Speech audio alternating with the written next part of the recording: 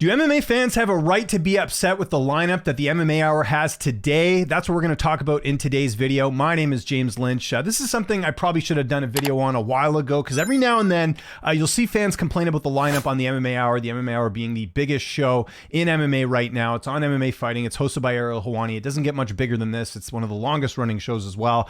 And you can see here by the replies, a lot of people not happy about this lineup because it's got Devin Haney, Ryan Garcia, Eddie Hearn, Oscar De La Hoya. What's missing here? Oh yeah, an MMA fighter. Any MMA fighter. There's none on this lineup here. So a lot of fans have expressed their frustration on this. And again, when Ariel posts the lineup, you're always going to get some people upset, but there's a lot of negative ones here that you're seeing.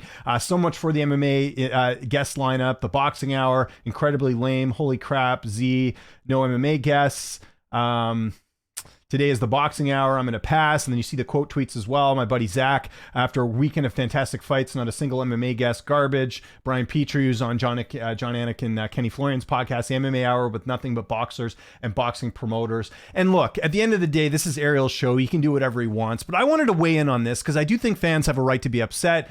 Every Monday you tune in to hear from your fighters, whether they win or lose, on the MMA Hour, and there's not a single guest here. And look, at the end of the day, the MMA Hour, they need to get eyeballs. They need to get things that people are going to be interested in. And I guess from Ariel's perspective, this is something worth putting on, with the fact, I'm assuming, that there's a bit of a weaker UFC card. But let's play devil's advocate for a little bit here, because I wanted to talk about a bit of the optics of this lineup. So the first thing is that we just had a PFL and Bellator card in Saudi Arabia. So chances are a lot of fighters from that event are probably still jet lagged, or they're still coming back. I know those on Saturday afternoon, but you got to think of the time changes and all that. It may have been difficult to get some fighters from that card. So I'll give them a pass there. UFC Mexico City, different story, not as much travel, but you got to look at some of the winners on that card, for a card that, let's be honest here, was not super deep in terms of some of the names that were on that card, right? Like if you look at it here, Brandon Moreno lost. I'm sure if Moreno won, he would have been on here. Brandon Royval, to Ariel's credit, I texted Royval yesterday, didn't get a reply back. Maybe he's not doing any media. Maybe he's still coming back from the event. As far as I know, Brian Ortega and Ariel don't like each other. There's some issue. I don't think it's on Ariel's end. I think Brian Ortega just does not do any interviews with Ariel. He's talked about this before. I'm not sure exactly what the issue is. So not entirely surprised not to see Ortega on here. Obviously, he got the upset. Had Yair won, again, I think he probably would have been on the show today. And then you kind of go down the lineup here. I mean, there's some good names here, but not names that are like, scream, you got to be on the MMA Hour. It would have been nice to see a fighter or two on here, but again, I cut Ariel a bit of slack on that as well, because this was not a card that was exactly star-studded. Looking at this weekend's card as well, right? You could look at some of the names on here. Not a really strong UFC card. Rosenstrike would have been great to see him on. That's an easy connection for Ariel. He's with First Round. So obviously they could have got in touch with his management and got him on. This is in Vegas. It would have been pretty easy here. Mohamed Mokaev, don't need to go into the details there, but he will not do Ariel's show anymore. I think everyone knows why that is. And then you look at some of the other names on here. Umar, obviously, an Ali client and a Dominance MMA client. Same thing with Javid Basharat. So it's understandable why some of the names on this card wouldn't be on, but why not the card after? UFC 299. Even on the prelims, there's some pretty big names in here. You got Gamera, you got Curtis Blades and Jalton Almeida. Macy Barber would have been a good addition. Kyler Phillips, Pedro Munoz, Michael Venom Page, who I think he might have already been on before. Same thing with Kevin Holland. You got Piotr Jan, who I know doesn't do a ton of media. Jack Della Maddalena would be good to see him on there. Poirier, I know he's had on. I think Saint Denis, not sure if he's had him on or not. And he's had O'Malley on last week too. So again, I think there could be some room to bring on at least an MMA fighter or two. I think fans have a right to be upset with this, because you can't just assume that every MMA fan is a boxing fan. Like even myself, I am a casual boxing fan. I don't watch every event. I tune into some of the bigger ones. I tune into the ones I want to catch. So I think from that perspective, it's kind of, it's understandable why fans should and can be upset about the lineup not being what it is. Now, the other thing I'll mention too, just playing the last sort of devil's advocate here, is that he does do a show on Wednesday. I would imagine there's going to be some MMA fighters on the show on Wednesday, but I think fans have a right to be upset. And this is not anything new, because there's been shows where Ariel has had, NBA players on, or he's had Action Bronson on, or he's had, dart players on, or people like darts athletes, I guess. I don't know what you call them, but every now and then you'll see people complaining about the lineup. But I think today the fans have a good gripe with this. And I just like to see more MMA content in general on the MMA Hour.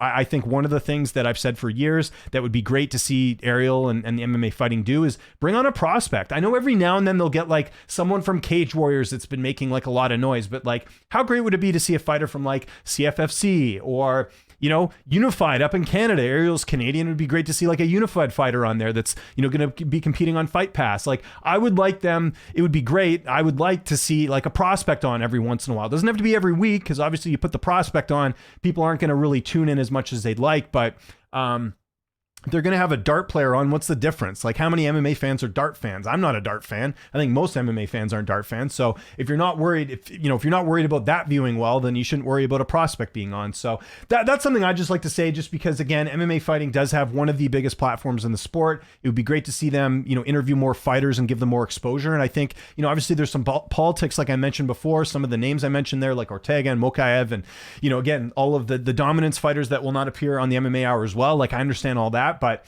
I just think there could be a bit better effort made there. And I think fans have a right to be upset, because again, they tune in to watch MMA fighters talk. And, part of the reason I'm assuming he's going to bring Ryan Garcia on, and this is what Ariel will probably defend the lineup, is being like, well, Ryan Garcia and Sean O'Malley have been talking back and forth. And that's kind of where the news cycle is these days, right? It's not necessarily about big fights that are coming up. It's about these arbitrary things, or these things that may or may not happen. Like I'd be willing to bet money right now that Ryan Garcia and Sean O'Malley is not something that's happening anytime soon. Sean O'Malley just won his title. He's got a title defense coming up next week. I know, what was the line? He said like, Ryan Garcia said something about rainbow hair to Sean O'Malley. Let me find that quote actually. Ryan Garcia, rainbow,